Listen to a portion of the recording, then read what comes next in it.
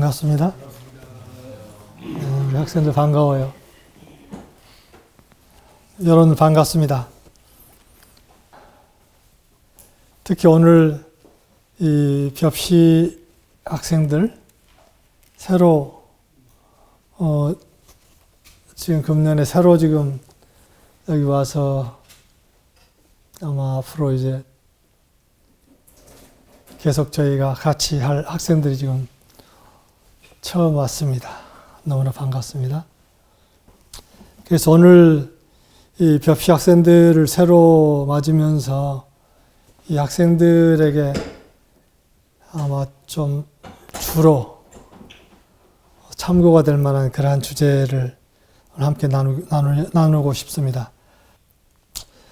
우리가 이 세상에 있으나 이 세상에 속하지 않는다 라는 말이 있습니다. 벽시 학생들 이런 말 들어봤어요? 우리가 이 세상에 있으나 이 세상에 속하는 존재가 아니다.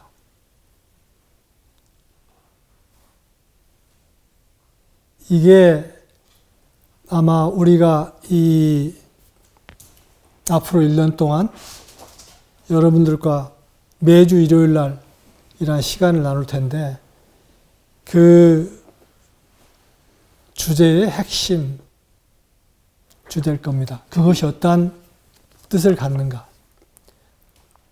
여기서 말하는 이 세상은 인간이 만든 세상이죠.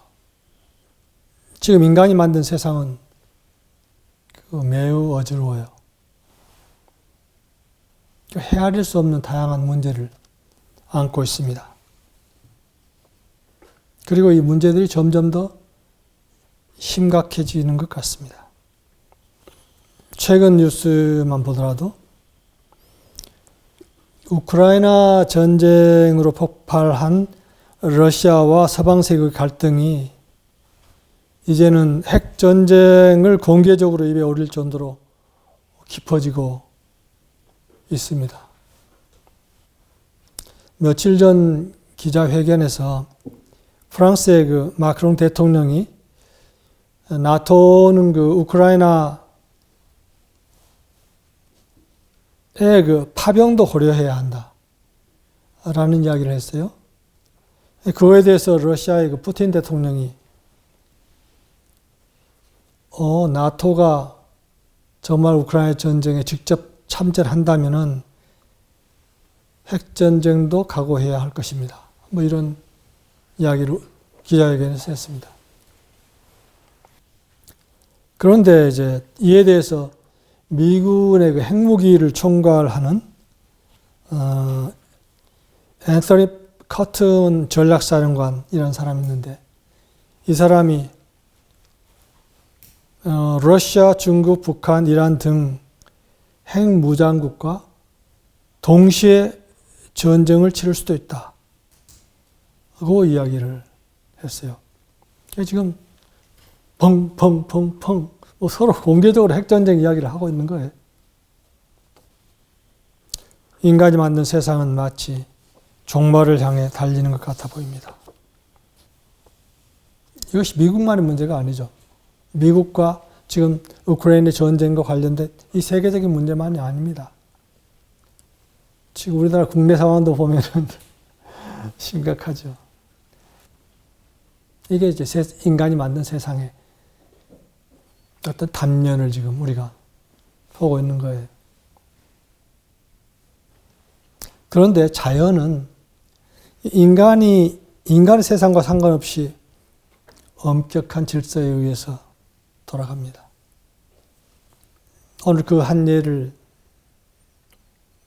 같이 살펴보죠. 그 한 예가 적응력입니다. 나무의 경우, 이제 여러분들이 이제 농사도 짓고 앞으로 할 텐데, 어떤 상황에서도 죽지만 않으면 그에 적응해서 하고 순응하면서 생명을 키워나갑니다. 나무 가지를 이렇게 자르잖아요. 전정이라고 하는데, 자르면은 그 자른 자리에서 더 많은 가지들이 막 뻗어나와요. 그런데 여기서 재밌는 다른 예를 하나 들 텐데, 어떤 나무는 동물에게 이파리를 뜯어먹히면 그 다음에 나오는 이파리는, 그 다음 해에 나오는 이파리는 입이 이렇게 동그란 게 아니라 삐쭉삐쭉삐쭉해져가지고 이게 가시같이 이파리가 돼요. 그러면서 동물이 뜯어먹는 것을 미리 막는 반응을 한다고 그래요. 그에 대한 설명하는 거가 있는데 그걸 잠깐 소개할게요. 유기체가 환경 변화에 대응하여 특성을 변화시키는 능력을 표현형 가소성이란 말을 해요. 좀 나도 생소한 이름인데, 표현형 가소성이라고 하며 종의 진화를 이끄는 핵심 요소입니다. 그 호랑가시나무가 아까 들은 예인데, 호랑가시나무는 초식동물이 자신의 잎을 먹는 것을 발견하면, 그런 경험을 하면 다시 자랄 때 잎이 뾰족하도록 유전자를 전환시킵니다. 따라서 키가 큰 호랑가시나무의 경우에 그 키가 크면은 밑에서 동물들이 닿지 않는 위의 잎은 동그라요. 그런데 밑에 잎들, 동물들이, 기린 같은 그런 동물들이 닿을 수 있는 아래 잎들은 잎이 뾰족뾰족 해가지고 못 먹게 이렇게 박혀 있어요. 그러니까 같은 나무인데 위쪽은 정상적으로 이렇게 뾰족뾰족하지 않고 아래는 뾰족뾰족한 가시로 이런 식으로 된다는 거예요. 굉장히 재밌죠. 그런데 식물들이 그런데 동물들은 어떻겠어요? 동물들도 물론 환경 변화에 적응 능력을, 굉장히 큰 적응 능력을 가지고 있습니다. 이는 생존과 번성에 필수적인 것이죠. 그래서 기후변화, 식량 가용성, 또는 서식지 손실과 같은 주변 환경의 변화에 대처하기 위해 동물들은 적응합니다. 그래서 적응은 모든 생물에게 중요한 특성이며 지속 가능성과 생존을 위해 필수적입니다. 그런데 인간은 어떻습니까? 인간은 어떻게 보면 가장 적응력이 뛰어난 동물이라고 볼 수 있어요. 그래서 아마 인간이 이 땅에 모습을 드러낸 이유, 숱한 대재앙을 포함한 자연 환경을 경험하면서도 그것에 적응하면서 살아남았을 뿐만이 아니라 지금은 자연을 지배하고, 그리고 인간들 서로가 서로를 지배하려고 다투고 있는 것이죠. 그런데 이러한 인간들의 어떤 동기가 되는 동인의 가장 깊은 곳에 두려움이 깔려 있습니다. 그래서 집단적으로나 개인적으로 환경에 적응하면서 형성된 이 두려움이 전국에는 앞서 이야기한 그러한 인류를 멸망으로 이끌 수도 있는 핵전쟁의 가능성을 제기하면서 으르렁대는 그런 상황까지 만들고 있다라고 볼 수 있는 것이죠. 두려움이 우리가 가장 깊이 가지고 있는 느낌이라는 것이죠.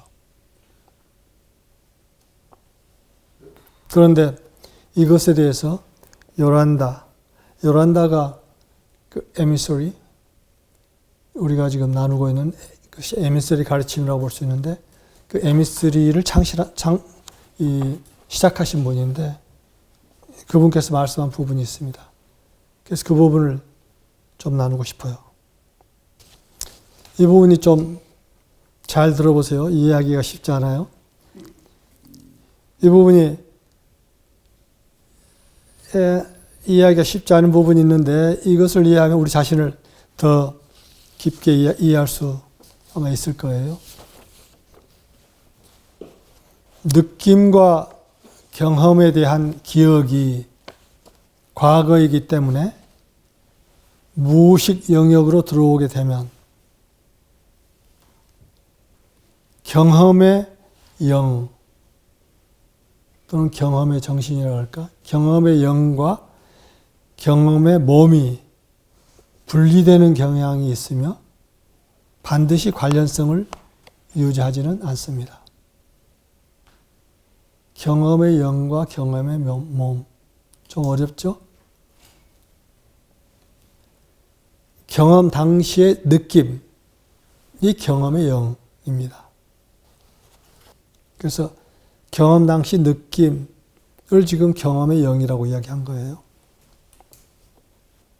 실제 경험 그 자체는 그 형태의 의미에서 그 경험의 몸이고, 그 느낌의 의미에서 그 경험의 영은 실제 경험 자체인 몸에서 분리가 됩니다. 그런 다음 가슴이라고 하면 느낌의 영역을 이야기해요.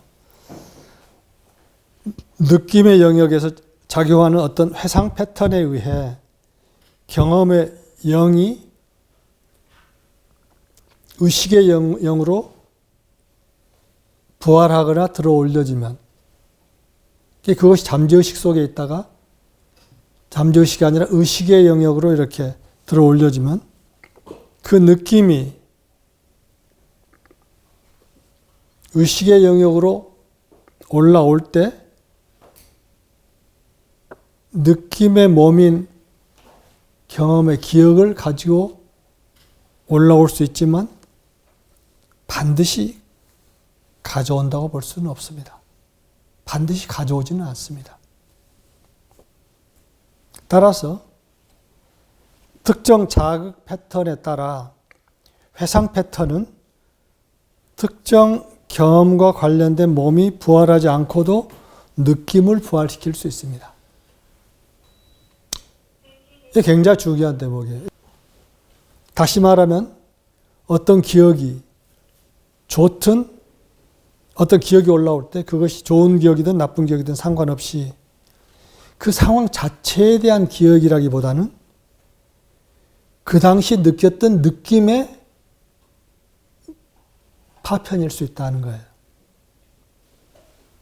이게 굉장히 중요한 이해예요. 그러니까 우리가 어떤 느낌이 이렇게 올라온다 할 때 그것은 그 느낌을 느꼈던 어떤 실제 경험이 올라오는 것이 아니라 그 경험을 할 때 있었던 느낌, 그 느낌 자체라기보다는 그 느낌의 파편일 수 있다는 거죠. 그러니까 이해하겠죠. 그래서 예를 들면 내가 여러분도 그런지 모르겠는데 그렇지 않겠죠. 여러분들은 어두운 것을 굉장히 두려워하는 사람이 있을 수 있어요.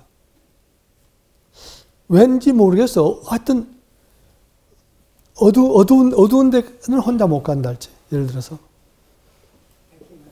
에? 많아요? 어젯밤에 다 그랬어요. 어둠을 무서워. 아, 그렇구나.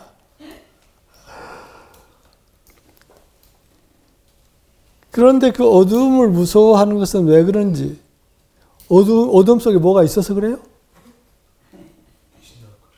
귀신 나올까 봐. 근데 귀신 봤어요? 그런데 왜 귀신이 나올 것 같이 생각하느냐고 말이죠. 그건 여러분들의 어렸을 때 여러분 스스로 어떠한 그런 경험에 대한 책임을 질 수 없는 그런 어렸을 때 그런 이야기를 많이 들었을 가능성이 있어요. 어른들한테나 여러분 형들한테나 또 누나한테나 어떤 사람들한테 그런 귀신 이야기를 많이 들었을 가능성이 있지. 그러니까 그게 연결돼 가지고 어떤 잠재의식 속에 그게 있는 거예요. 그래서 사실은 지금도 어두우면은 그 어렸을 때 그 느꼈던 느낌의 어떤 파편이 올라온다는 거예요. 이것을 이해하는 거 굉장히 중요하다. 그래서 이 이야기를 조금 더 요란다 말씀을 조금 더 나눠볼게요. 그런 다음 개인은 현재 자신이 느끼는 것 또는 자신의 느낌의 영역으로 들어오는 것을 현재 자신의 어떤 신체의 어떤 부위 때문이다. 또는 외부의 어떤 것 또는 어떤 다른 사람 어떤 상황과 연관시키는 경향이 있으며 문제에 대한 합리적인 사고 없이 논리나 이유 없이 이 특이한 느낌을 지금 내 앞에 있는 무엇과 연결하거나 연관시켜서 누군가 한 말이나 행동 때문에 이렇게 느낀다. 그 결론을 내리는 경우가 많다는 거죠. 바로 연결시키는 경향이 있는데 실제로는 누군가의 말이나 행동이 이미 내 무의식 안에 있는 그 느낌을 불러 일으킨 것밖에 아니다는 것이죠. 이 모든 과정은 완전히 비합리적이거나 이고 비이성적이며 개인 자신과 주변 사람들과의 관계에서 혼란스러운 패턴을 만들어냅니다. 그래서 그것은 내가 어떤 바깥의 어떤 자극 또는 어떤 사람 너 때문에 내가 이렇게 느껴 화가 나 특히 화가 나 여러분들한테 그게 많을 텐데 앞으로 화가 나는 경우가 많을 거예요. 근데 화가 날 때 이 부분을 기억하세요. 이 두려움이나 분노나 이런 특히 이런 부정적인 감정 많은 경우에 뭐 때문에 내가 이렇게 느낀다. 뭐 때문에가 실제가 아닐 경우가 너무나 많다는 거예요. 이러한 반응은 동식물도 크게 다르지 않을지 모르겠어요.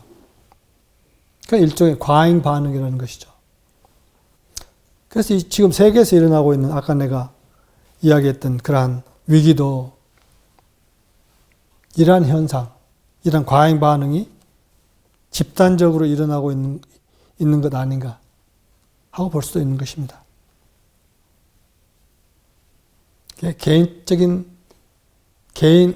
개인뿐만 아니라 집단적으로, 즉 국내 정치, 또 세계의 현상, 이게 다 과잉 반응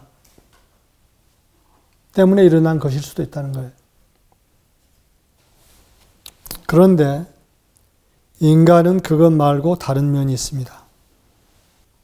인간이 오랫동안 놓치고 있는 면이 있는데 그것은 신을 닮은 존재라는 것입니다. 신을 닮은 존재라는 말 들어봤어요? 인간은 신을 닮은 존재로 창조되었다. 앞으로 이 말도 여러분들 앞으로 계속 이 말의 내용이 무엇인가 들을 겁니다. 이 적응력이 뛰어난 동물이라는 것은 이 상황에 음적으로 반응하면서 적응한다는 것인데 신은 단순히 반응하고 적응하는 존재가 아닙니다. 상황을 지배하고 돌보죠. 그래서 인간은 동물과 크게 다르지 않은 존재로 이 땅에 와서 상황에 적응하는 것을 익히고 그러면서 거기에 그치지 않고 상황에 적응하는 것에 그치지 않고 신을 닮은 존재로 성숙해 갑니다. 그래서 인간은 크게 두 부류가 있습니다. 그것은 반응하는 존재와 돌보는 존재죠.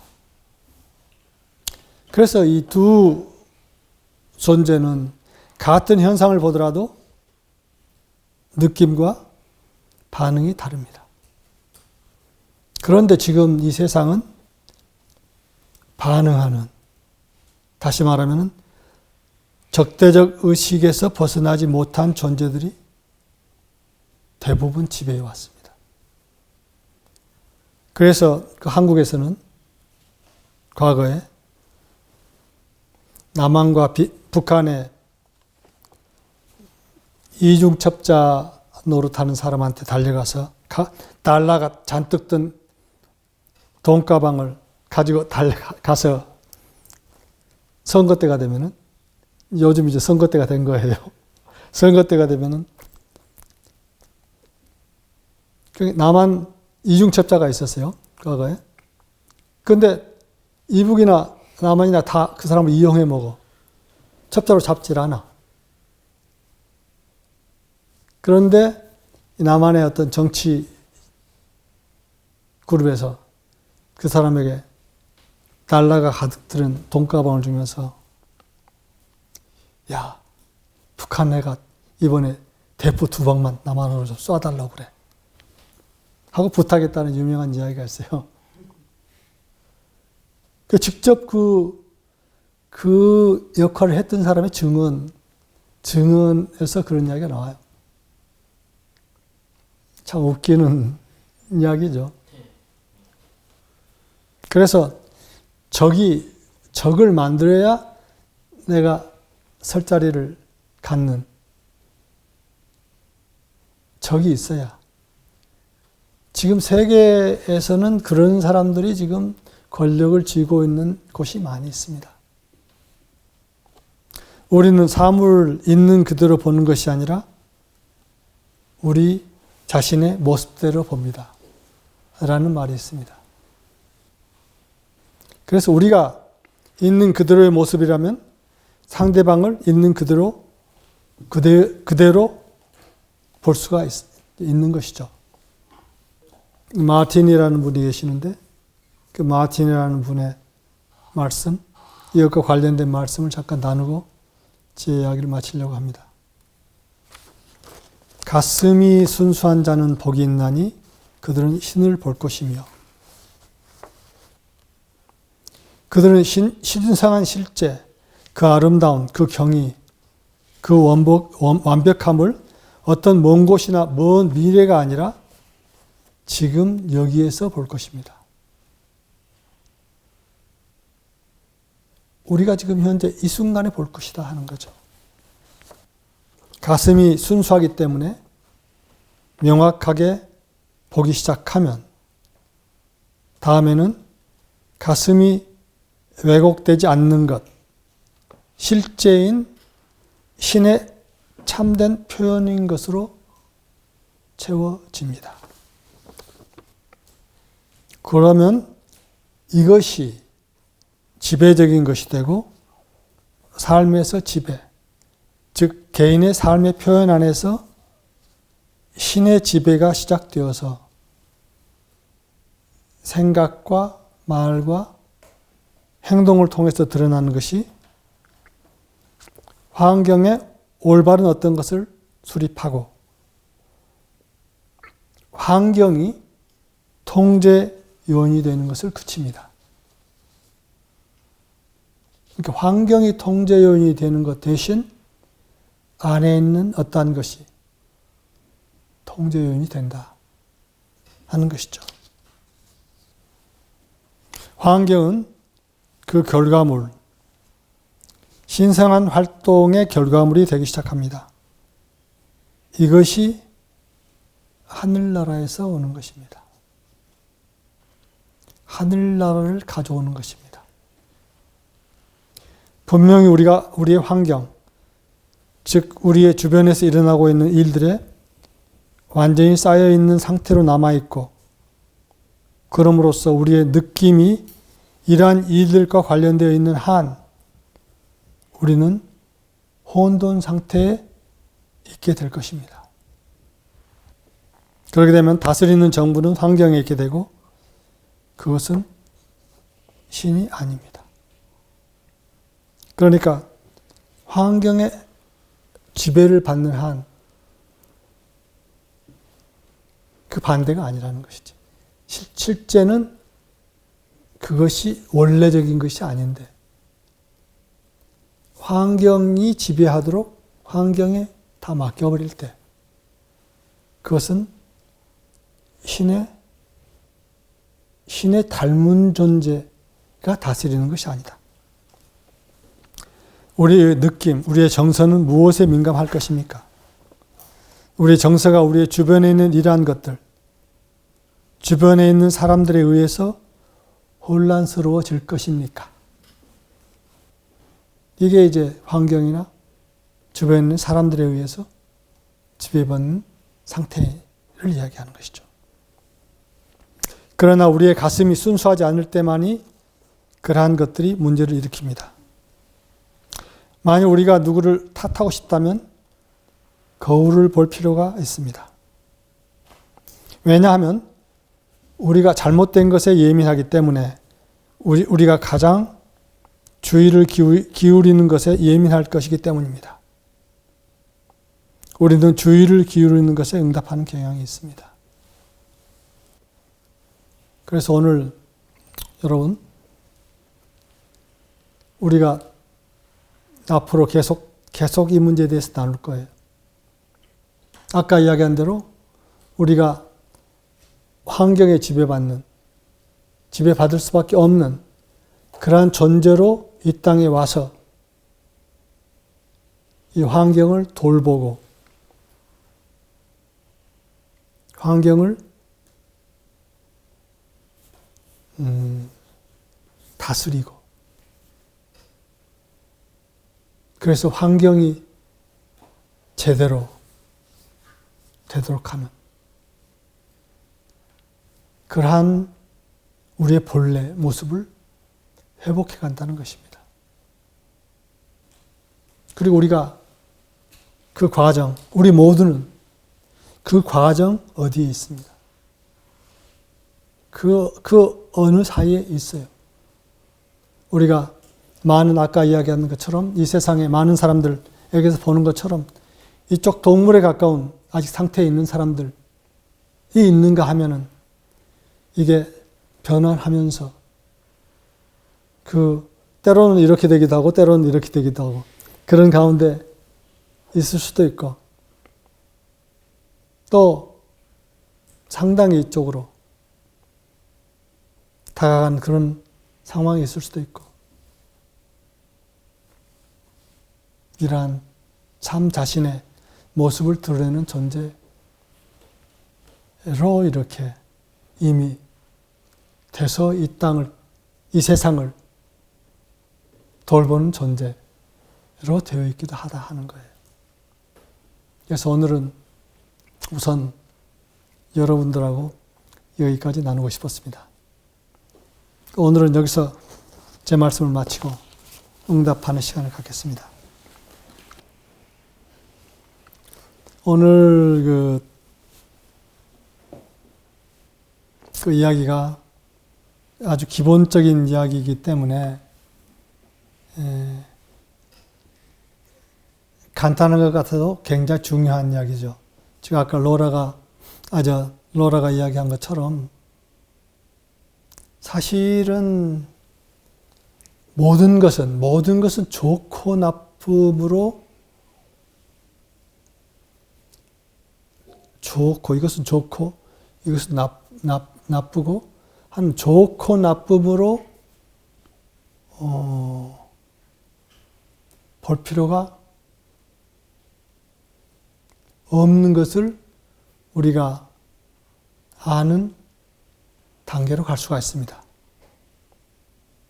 그것은 그 성경에 선악과를 먹지 않는다 이런 표현을 하죠.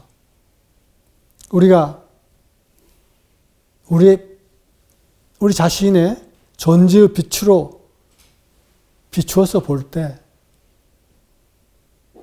좋고 나쁨이 따로 없다. 모든 것은 그대로 좋다 하는 것이죠. 그래서 이제 그것에 대해서 우리가 여러 차원에서 앞으로 나눌 것이기 때문에 오늘 그것과 관련된 아주 기본적인 그런 이야기들을 여러분과 같이 나누고 싶었어요. 그리고 여러분들이 앞으로 이제 이 제주학사 생활을 하면서 계속해서 이러한 문제에 봉착할 겁니다. 그런데 아까 이야기한 대로 세상은 그렇게 아주 위험하게 지금 돌아가고 있는데 그것이 안 나쁘다는 거예요? 이런 질문을 할 수 있죠. 근데 우리가 그러한 좋고 나쁨이라고 하는 그러한 시각이 아니라 다른 시각에서 그 똑같은 상황을 볼 수 있다는 겁니다.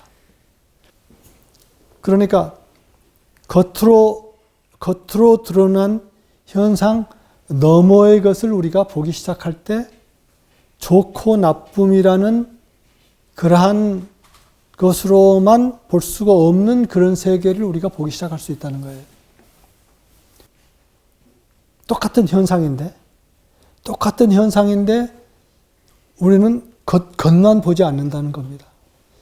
그 이면을 보고 그 이면 밑에 있는 것을 보고 근원을 본다는 거죠.